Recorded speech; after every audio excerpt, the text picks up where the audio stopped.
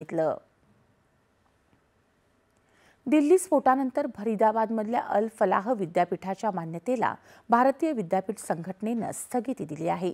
ज्या विद्यापीठाचं कामकाज योग्य पद्धतीनं चालत असेल त्या विद्यापीठांनाच विद्यापीठ संघटनेचं सदस्यत्व दिलं जातं।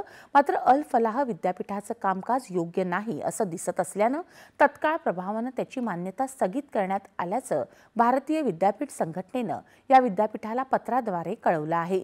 विद्यापीठ मूल्यांकन आणि अधिस्वीकृती परिषद नॅकनंही या विद्यापीठाला कारणे दाखवा नोटीस पाठवली आहे। या विद्यापीठानं खोटं अधिस्वीकृती प्रमाणपत्र आपल्या संकेतस्थळावर लावलं आहे। या विद्यापीठाला नॅक मान्यता नसल्याचं या नोटिशीत म्हटलं आहे।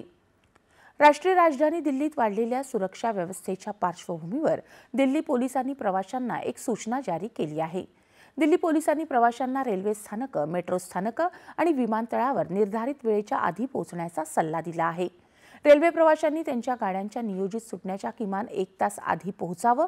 मेट्रो प्रवाशांनी मेट्रो स्थानकावर किमान 20 मिनिटं आधी आणि नियोजित विमान प्रवासासाठी आंतरराष्ट्रीय उड्डाणाच्या किमान 3 तास आधी पोहोचावं अशा सूचना देण्यात आल्या आहेत।